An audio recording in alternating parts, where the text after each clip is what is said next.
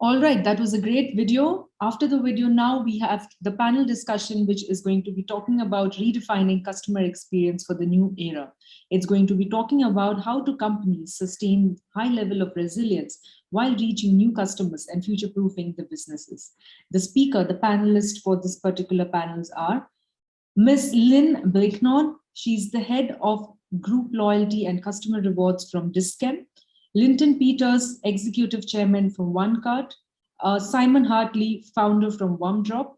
Hans Rao, Head of Digital Product Online from Woolworths. Leo Thomas, Regional Director, MEA from Insider from UAE. Mr. Paris Filippo, VP Game E-Commerce and Digital from Massmart from South Africa. The moderator of the panel is our first chairperson, Clint Payne, CX Lead Group Digital from MultiChoice RSA. I would like to welcome all the panelists today. Thank you for joining us. Can we please have all your cameras? Can we please switch on all your cameras? Yes. Thank you so much for joining. Hi, hello everyone. How is everyone doing?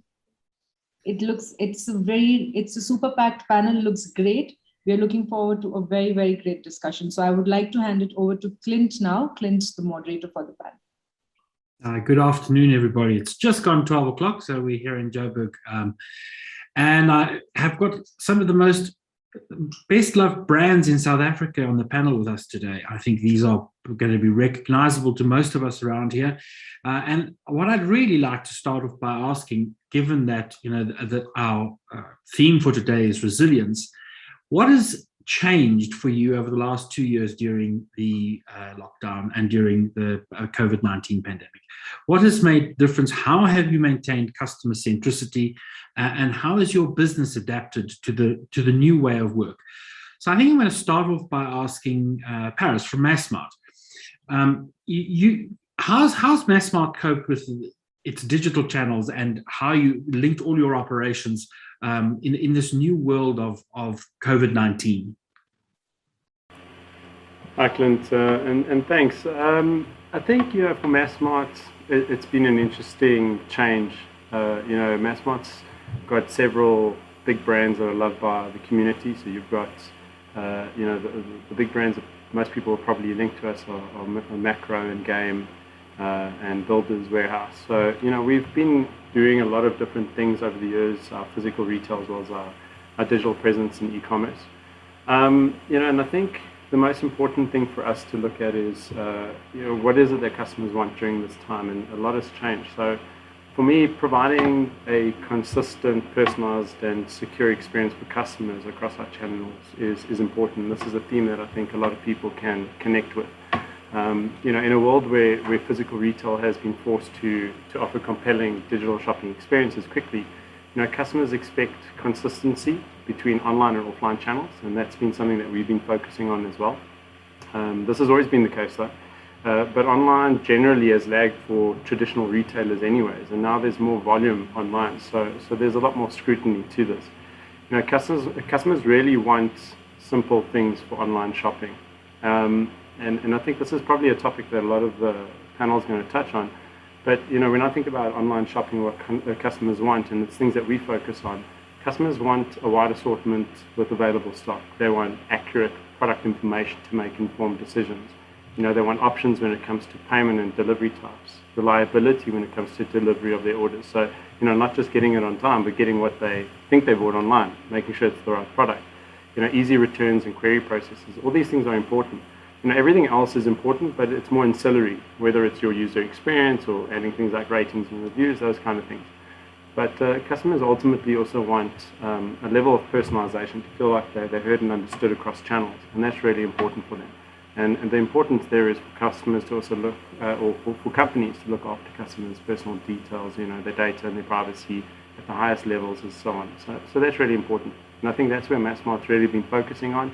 And you'll see a lot about what we're doing in the news more lately, because we're really focused on driving this execution and offering the best experience for customers.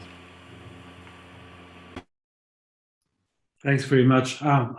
Just as I'm a great fan of Massmart, and I'm sitting on my brand new office chair that arrived about half an hour ago from Macro, so thank you very much. One of the success stories that we've definitely seen over the past, in the pandemic, the last 2 years, is OneCart. Linton, how do you guys keep your customer-centric culture, but you've scaled massively over the pandemic? Tell us about that story. Yeah, thanks, Clint, and thanks everyone for having me. Yeah, so OneCart did scale quite a bit over the pandemic. I think on your first question, so what does a customer-centric culture actually mean? Obviously, I think a customer-centric culture is one where the customer is at the heart of everything that a company does. So it's not just in words. So it goes through the values and everything that a company actually speaks about. But if we actually look at it, so I mean, it starts from the top. So I think for me, what a customer-centric culture actually is it starts with your leadership. So having customer-focused leadership where everyone is aligned and everyone is talking about the same thing, and we're going on the same journey. In order to have a customer-centric culture, I think one of the most important things after that, once your team is aligned, is to be able to understand your customer, right? So that's one of the the most important things that matter. So that's actually one of the biggest factors that allowed us to scale. So obviously knowing who our customer is, being able to define our customer, and then being able to build experiences around what we think our customers want. So understanding the consumer demographic, then understanding is our demographic looking for groceries? Are they looking for other categories? And then once you get to that, I think an important part of the culture is also to be able to design the experience that allows you to have a customer-centric culture. So that's your product, your tech, your processes, and most importantly, what allows you to scale. And I think what's helped us scale is being able to monitor the metrics that actually matter for your company. So that tells you, are you giving customers the right experience? Are you churning customers? Are you retaining? What are the things that you're monitoring? So I think having all of those factors actually promotes a customer-centric culture, in my view. Thanks, Linton. So two of the brands that you can shop really easily on OneCart, and if you haven't yet, give it a shot. It's a great service. Is Dis-Chem and Woolies. So I'd like to ask Lynn, Dis-Chem, tell us a little bit about the things that you've gone through in the recent pandemic and how you've really tried to turn things around. Thank you very much, Clint. I think general consensus throughout everyone on the panel is that we definitely had extreme increases in volumes over the COVID period. And one of the things that I think was really a saving grace for us at Dis-Chem was the SAP C4C system that we implemented in 2019. I've said previously, in my opinion, it was poetic timing because it was just before the pandemic hit. So just to take you back a step, in 2016, we launched a SAP CRM system to manage our entire loyalty program, which obviously integrated everything from our customer data to our transactional data. And then to complement that, we then implemented the SAP C4C system, which is the cloud for customer. Now, what that system does is allows for us to have a fully integrated system that takes everything from telephone calls, emails, website inquiries, social media interactions, any interaction that you have with a customer into one portal, which allows us to have that interaction history on the customer's profile, which we have in CRM, and then be able to monitor, track, and report on that. Now, the wonderful thing about C4C for us was to be able to monitor. I mean, the volumes, like I said earlier, the volume increases that we experienced during COVID were extreme. I mean, just from an online perspective, we saw a 2,700% increase in volumes during that time period.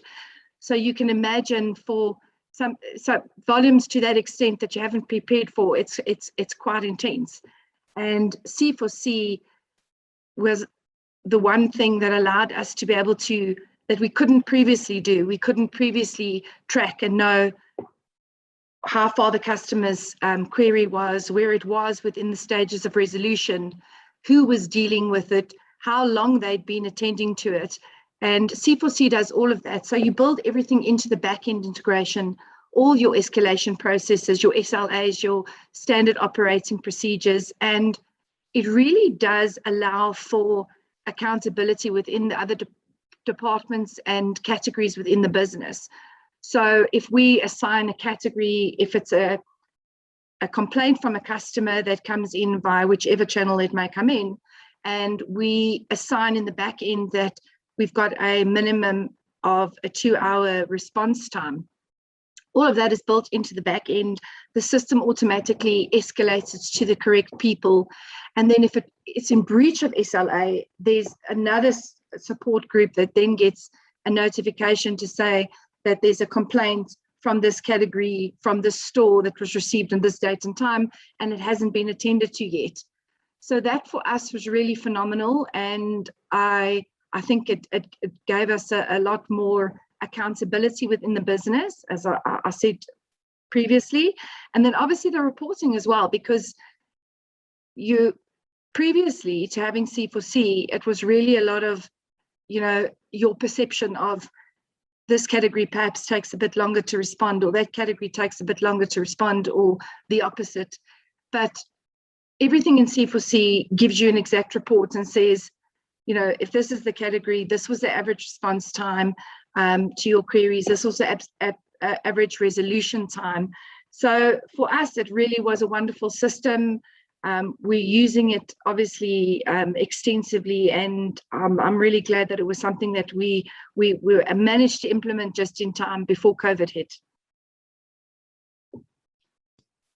Fantastic. Hans, over to you. What were the things that, the challenges that Woolies faced, and then what did you do? How did things change for your online shoppers? Well, thanks, Clint. Just want to acknowledge, yes, OneCart, we work quite well with them. So nice to see Linton here. Look, for us, I'll be brutally honest, it was very tough. And it was very tough for our customers. And I think that's kind of key in terms of being focused on the customers, to recognize how tough it is for your customer. They obviously, we complained, listen, now we have to work so hard to get this done, get that done, our operations are falling over. But you need to focus on the customer. You need to focus on acknowledging the customer problems and to be sensitive to their needs. So for us, same as everyone, massive demand. Our biggest demand was obviously on foods, because foods was the one thing that was running out in store. Fashion, the legislation shifted up and down, so we went backwards and forwards, being able to sell, not being able to sell. So we had to respond to those. But on the food side, that's something where we really struggled. So our operations just couldn't scale as fast as it needed to. It's not like you can just find 1,000 or double your fleet to be able to respond to customers. And then we pick from stores. So when you go and order something, that problem of not being able to deliver, that Paris has highlighted, where you not deliver what a customer is expecting, that was really, really a big problem for us. So we had problems where, customers would order something and now it's being shopped in the store. And then also our lead times kept shifting out. And we even had customers who would think, oh, I'm shopping for next week Friday. Meanwhile, they're looking at next week Friday month. So, that's how bad it was. So what we did is obviously, we just started focusing on tactical, and then we launched Click and Collect. Internally, it took us a couple of weeks to build that. And that was a massive, massive thing for Woolies to do. We are very, we're very careful and thoughtful in everything we do. So for us to launch a service like that in no time was really a big deal for us. And then what we did after that was to optimize and expand as fast as we could that offering. And we saw a massive take up. So Click and Collect really outstripped our other sales. And the customers were very grateful. The thing is, obviously now we needed to engage with customers with those up and downs when it came to the cancellation of orders when the legislation changed. And that's where we really stayed close as a team. Woolies is quite distributed, but we tried to bring everyone together. And when we needed to respond to something, come up with something that is aligned to the brand, it's aligned to what the customer pain points are, and then to be as sensitive and targeted as possible. Because there's nothing worse than getting a broad email that just says, we're sorry, we're canceling all orders. So really try to tell the customer we're aware of your order, we're aware of what's in your order, and unfortunately we have to delay this, and you can reach out to us if you want to do something. So it was tough. I think we learned a lot, and I'm sure everyone else on this call learned a lot. And now we're in a much better position to engage when these waves come again. And also, I think we've really tweaked the way we focus on the customer. One thing that's interesting, which I think all of us online retailers are probably thinking is what's the demand going to be? For me, it seems like this year is going to be much slower than last year. And that's as expected. But I see a lot of customers have switched. And if we can, we're fighting each other. Whoever brings the best customer experience is going to keep that customer. So it's now really, really about focusing on the customer and giving them the best experience possible. Thanks, Hans. Simon, I'd like to come to you. One of my favorite topics when we talk about customer experience is obviously metrics. And you've mentioned something really interesting, using customer anxiety as a metric or a target. Can you expand on that a little bit for me? I find that a fascinating concept. And how would you measure contextually what a customer's anxiety looks like? Thanks, Clint. Being obsessed with a customer's level of anxiety is really how we started the business. We didn't begin the business with any great passion for deliveries per se. We were selling diapers, buying them off Takealot at the time and repackaging them and then selling them to folks. And when we introduced a new delivery partner to redeliver the stuff that we were repackaging, we started churning customers. And we didn't know anything. We were 25-year-olds with minimal training and not a lot of experience and more naivety than we could possibly handle. But one thing that we were lucky to do was to ask someone, why did you leave? Why do you not like us anymore? And it was probably a question driven more from ego than from business intelligence. But we asked it anyway. And one of our customers blew our minds, and they said, we know that Takealot's cheaper than you because we know that you're selling the same product and they have massive economies of scale, whatever the case might be. And essentially, we know they're cheaper than you, but we still buy from you because you deliver at a particular time, you and your business partner and your Ford Fiesta and Ford Figo, respectively. And what that does is that lets me plan my day. And because I'm wrangling a small child here, that means that you remove a huge amount of anxiety from my day. I can plan things like attending a webinar like this. I can, maybe schedule a phone call with someone that I wanted to have. I can go to a different shop that I need to go to. I can maybe even, God willing, take a nap. And if I know that the delivery is coming at 11, I can plan my life around those things. If I know it's coming sometime between 9 and 5, I've got none of that insight and I'm just basically on edge for the whole day and I can't plan my day. So what I'm doing when I buy from you is I'm paying for that removal of that anxiety from my life. And that set the tone for strategy that's been imbued through OneDrop's journey since then, all 6 years. And so what we do is we've stayed obsessed with removing anxiety from someone's delivery experience, but we try to stay very close to understanding what customers want, which is what everyone here is trying to do too. And a fascinating thing that we've touched on in the last 2-3 years, and it's a thesis that at this point I'd say it's a strong thesis, and we're proving it out with our data, is we're seeing some level of maturity beginning to develop in South African consumers, specifically e-commerce consumers, where it seems like there is broad adoption of the fact that they want accuracy over speed. Sometimes speed means accuracy. Sometimes it doesn't. The ability to say, cool, I ordered this office chair from Macro. Imagine if you were able to say that you wanted it specifically half an hour before you needed to chair this session. That would be pretty cool. The fact that you got it half an hour before the session is nice, but it wasn't because of any particular business intelligence. But we think that that's broadly what's happening. And we have about 12, 15 different measures that we're taking in on a monthly and quarterly basis to see if that's the case. And now that we're plugged into mass mod e-commerce more broadly, we've got access to data pools from a wider array of businesses from the entire mass mod e-commerce group, which means our data set's bigger and we can make more accurate deductions. And that's a very exciting prospect for 2022. With all the mass smart people on the call today, who knows? Maybe it was some business intelligence that got the chair here in time. One will never tell. I don't know what you're talking about, Clint. Leo, I'd like to come to you quickly a little bit about data. I'm fascinated by your single view. This is something that Lynn spoke about earlier, but the single view of a customer and how you do that with cross marketing. Absolutely. So, firstly, thanks for having me here. And one of the things, as we work with other brands, especially when it comes to e-commerce and retailers, Clint, we noticed that, everyone knows the importance of data, but we see several brands using data for different channels at different levels, So what we did was we came together and we noticed that there is an opportunity for us to help brands, especially on the consumer side of business, where we want to actually, bring all of this data, stitch all of this data that is at different locations, at different, maybe it's on CRM, maybe you have some on the web, you have some on the app.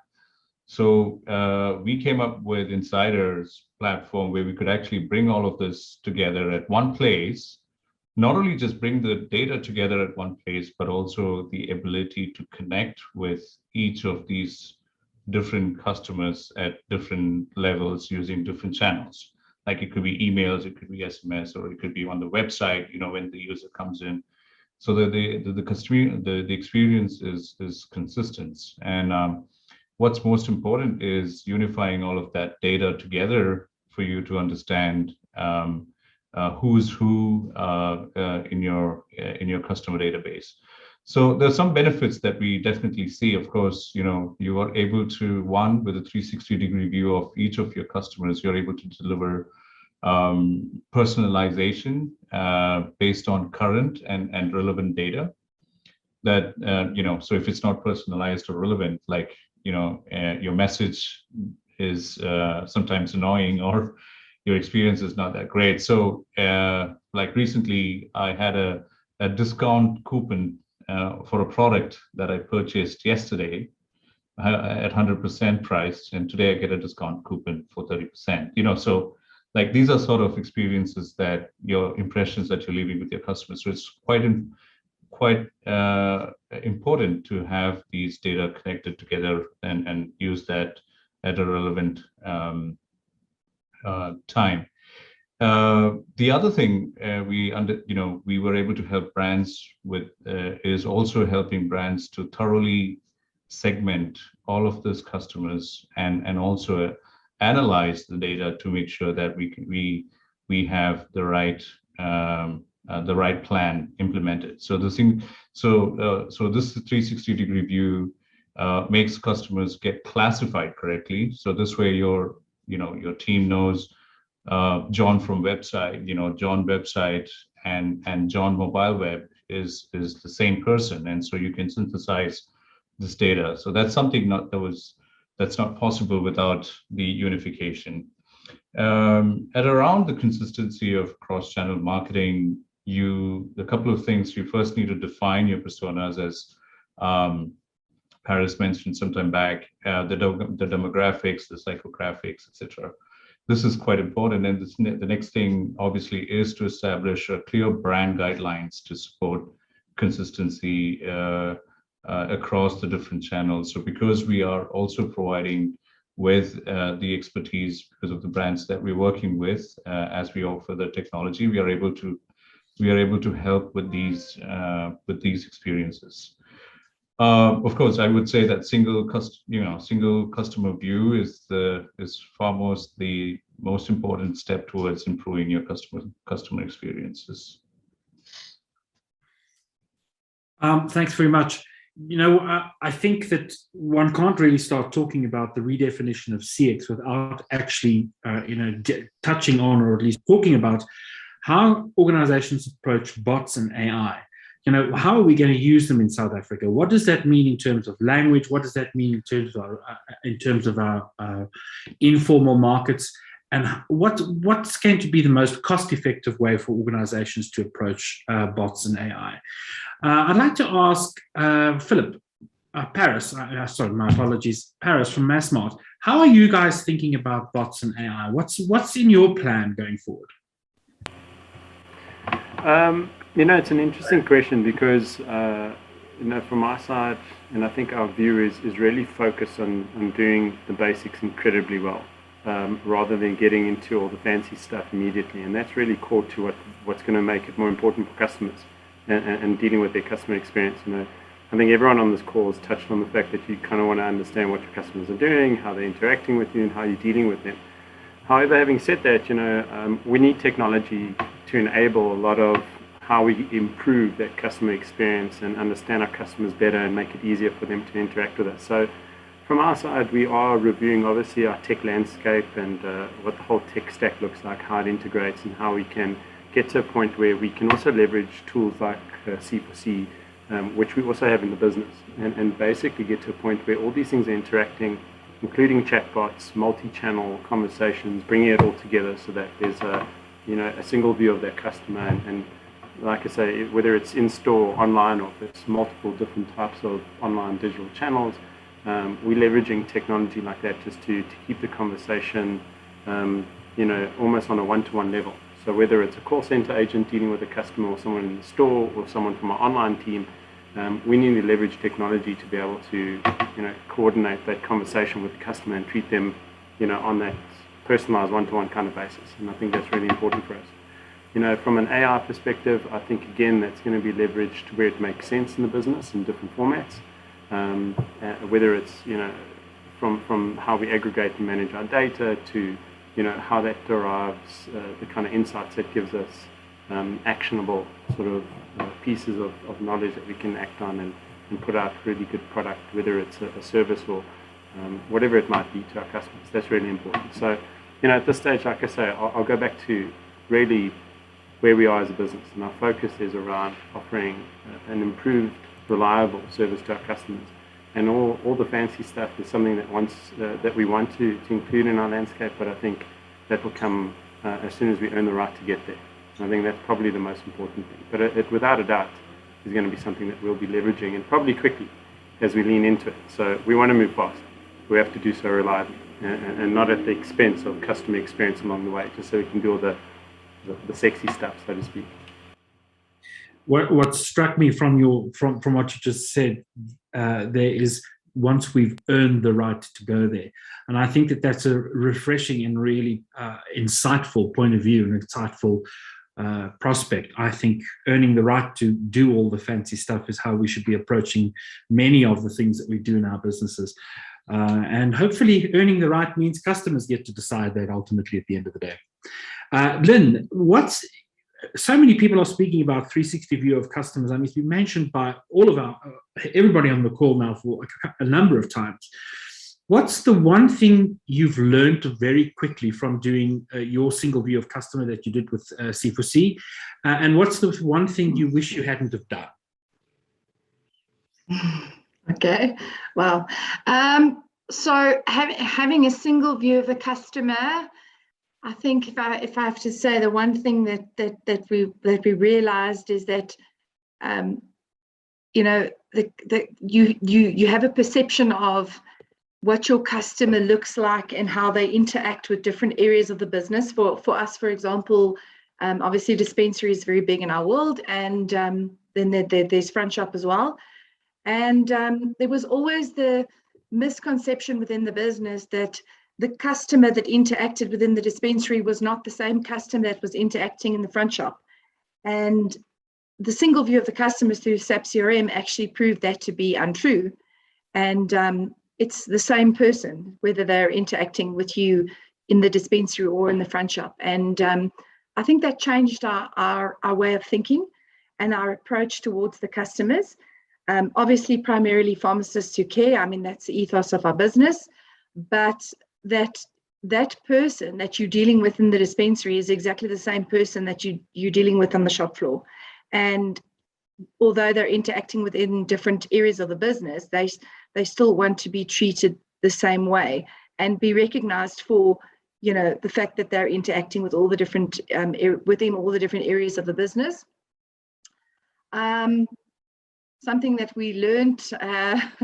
What was your question? Something that we should not have done. Something that you found out that you potentially wouldn't have done, or some what was the good and what was the bad about your learning going through SAP C4C? C4C specifically. If I had the chance to do it again, I would not have included social media. The volumes are just too extensive. And we have a very, very quick response time on social media currently, probably one of the best in the business in terms of retail. And yeah, if I had to do it all over again, I would not have integrated social media into C4C. I would have kept it on the independent platforms. That's an interesting insight. Do you think you would have integrated it over time later on? No, I don't think I would have integrated at all. So what it basically did for us from a social media perspective was added an additional layer. So when you're responding on the social media platform directly to the customer, you're controlling your response time. When you're integrating to the third-party platform like C4C and you're adding that layer, it just delays your response. So for example, our current response time on social media, I think, is sitting at 5 minutes. When we first launched with C4C, that was increased to like 23 minutes. So there, you know, it takes time for the platform to update, and you have to refresh, and you have to wait for it all to come in from Instagram and Twitter and Facebook or wherever it's coming in from. And it actually just delays the process. So yes, it's great to have the customer interaction and know when the customer phones into the care line that she's already complained on Facebook the night before. That's great. But from a timing perspective and the limited resources that I have within my team, I wouldn't have done that. That's very interesting. Thank you very much. I'm fascinated by that. Simon, I'd love to hear from you how language frames, you know, how it helps you build different routes to market, and how you've approached the informal market in South Africa. The first thing we did is we stopped calling it the informal market. So there are over 90% of retail outlets in South Africa are in townships. So if you aren't looking from a sales lens in terms of revenue, if you're looking from purely number of touch points and number of outlets, townships in South Africa by far and away dominate the retail space. And those spaces in South Africa have been called by corporate business in South Africa the informal market for, you know, years, for well-documented apartheid-based reasons. And we think that by calling it the informal market, there's essentially one allows oneself to let oneself off the hook for not addressing that particular market as thoroughly as one ought to, because it's really hard. The fact that townships exist by virtue of the fact that there is no town planning in a township. No one grows up with a talent in a primary school for town planning. It's something that you have to learn. Like no one on a playground, like, you know, look at that kid and go, he's going to be a great town planner. So if someone isn't taught town planning, naturally those spaces grow organically, which means they're hard to navigate, which means that they're all individual. And so no two townships are the same, because they're a function of literally the topography and the folks who live there and had to provide their own services.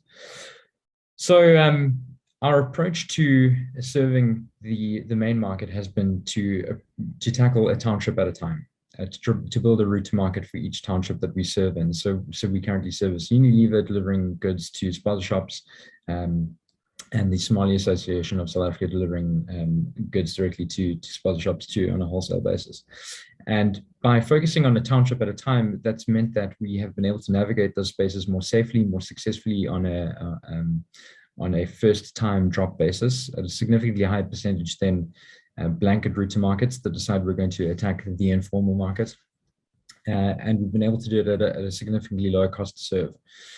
It takes longer to roll out because you have to approach each township individually, but that's that is the water that we swim in South Africa. We have these undefined spaces. So language does matter in our opinion, especially when you are making decisions at a boardroom level and filtering down a route to market to huge organizations. Every one of us on the call here, apart from Linton and I, work in big corporations. So you can all appreciate that decisions that get made by 15 people do ultimately disseminate to thousands. And if those folks don't have first principles thinking, the likelihood of successful execution is going to be significantly lower.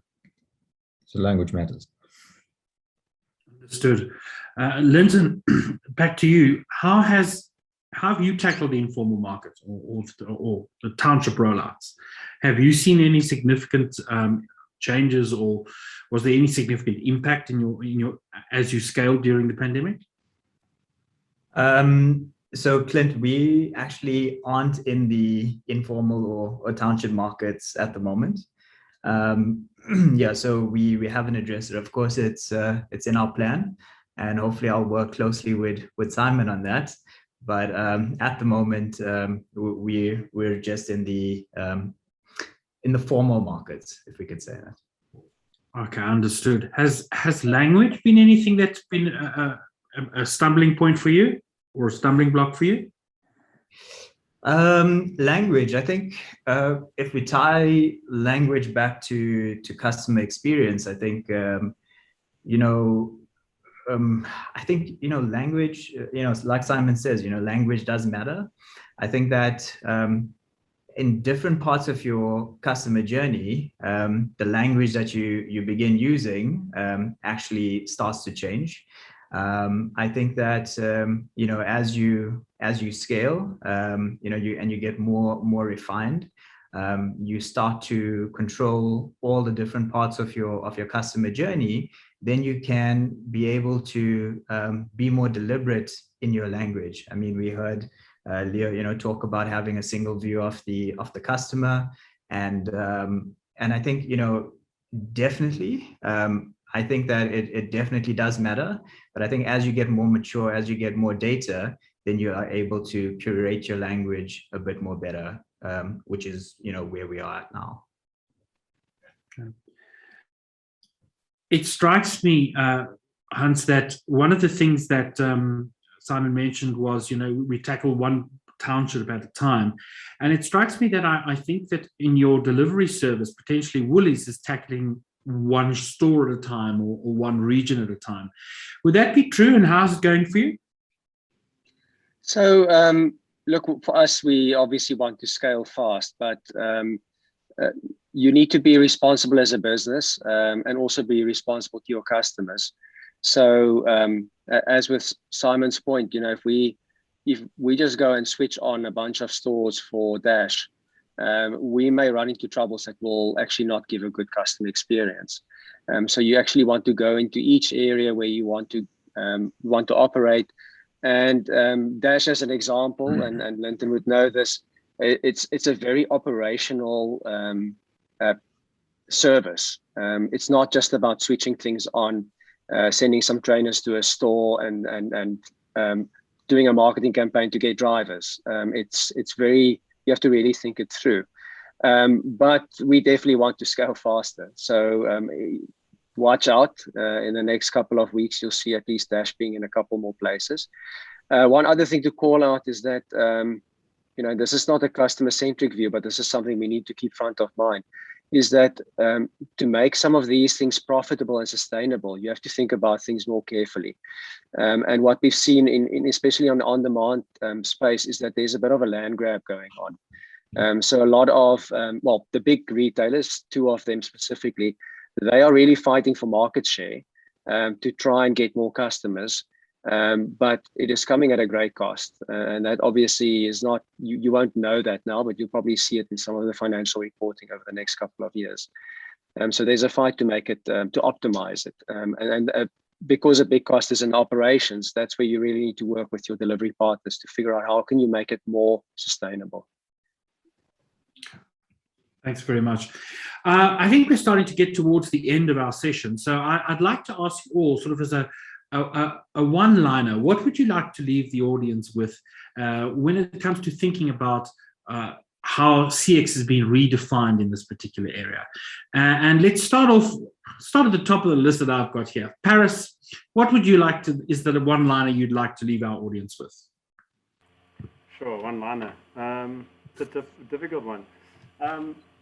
I think the reality is we just need to be able to look at how, if you contextualize everything everyone's saying in this conversation, see how quickly you can change your business and operating models and the scalability of your business in the changing needs of customers in order to obviously meet that customer expectation. And I think that's the thing that's going to improve customer experience the most. So you need to sort of retrofit or evolve your business models and operating models to make it happen, make it scale. Thank you. Leo? Well, I just have like, let's be smart in using the technologies. Of course, there's lots we can do from the data that we store and how we could potentially use this. So let's not, online retail is pretty competitive, and let's stay ahead of competitions.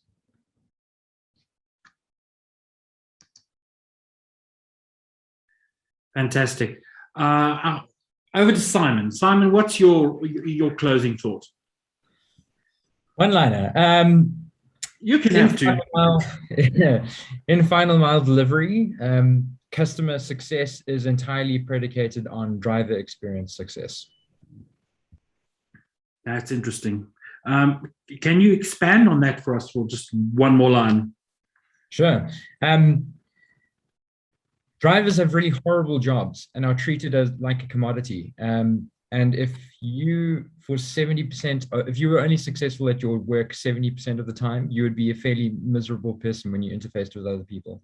Drivers are the final interface between customers and brands.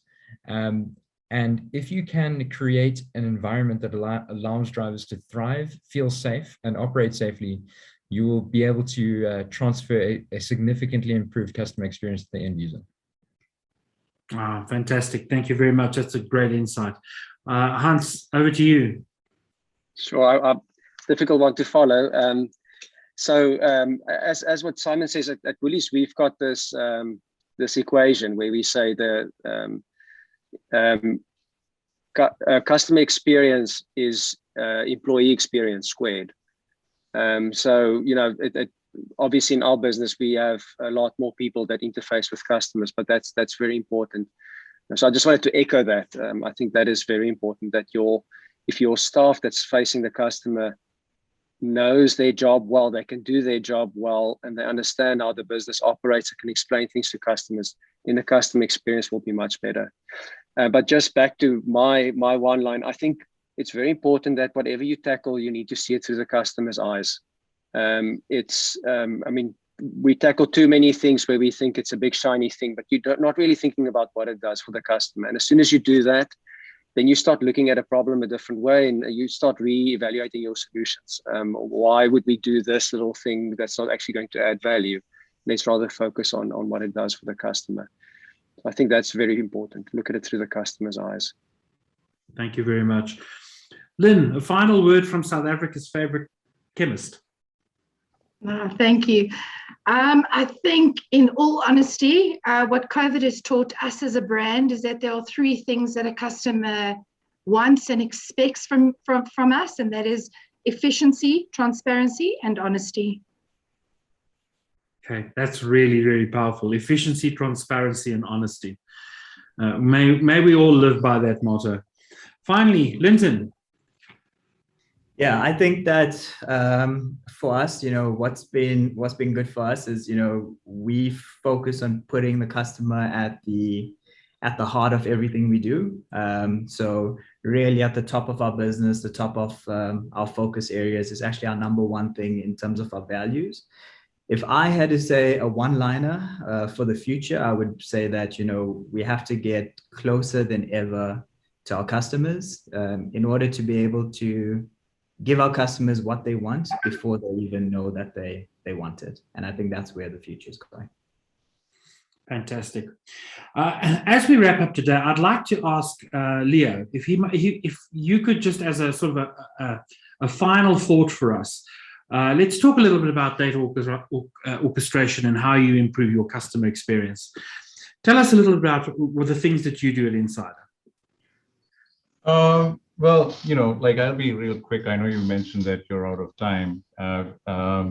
One of the things that we need to definitely look at is how we could potentially use AI, artificial intelligence, in terms of enhancing your customer experience. So I can share a couple of things that what we do at this point of time that might be of interest, because today consumers prefer to interact with businesses on a real-time basis while making a purchase or while interacting with the brand, much like interacting with a sales associate in a brick and mortar store. So, I mean, the consumers already expect this sort of an experience when they're interacting with the brand. So artificial intelligence and machine learning algorithms, these are things that could actually boost up the helping you identify your customers better. So one of the things that we are able to do, actually two things that we are doing in terms of how we're helping brands. One is through smart recommendation, machine learning algorithms that we provide our brands to, really go in and help them understand based on the user's interest and to help them discover what they need and take them to the places that they would like to go. This is one, and of course there are many different algorithms that under smart recommendations we are able to do. The other thing, of course, is the predictive audiences. Like, we are able to predict the intent of all the customers and do what is right. So you need to be able to be in a position to A/B test this before we actually declare it to 100% traffic who are coming in and interacting with your brand. So we are able to predict things like, users who are most likely to purchase in the next 7 days from your brand, for example, or likelihood to purchase or likelihood to churn in the next 7 days. Users who are probably, under discount affinity, they only make a purchase if there's a discount. So I think these sort of segments are definitely helping brands to strategize their customer journey and put the right content and put the right positioning in front of these audiences. So this would just be it in terms of how we are helping brands with artificial intelligence. Fantastic. Thank you very much, Leo, for those insights. And I think we're at the end of our panel. I'd like to just thank Paris, Leo, Simon, Hans, Lynn, and Linton. Thank you very much. It's been great stuff talking to you all. Wish you all a pleasant afternoon, and I hope we've been able to share some insights from these well-known brands across our country.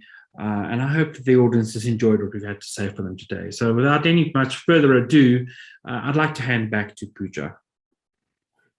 Thanks, everyone. Thanks for having me. It was a great panel indeed. Thank you so much, Clint, for moderating the panel.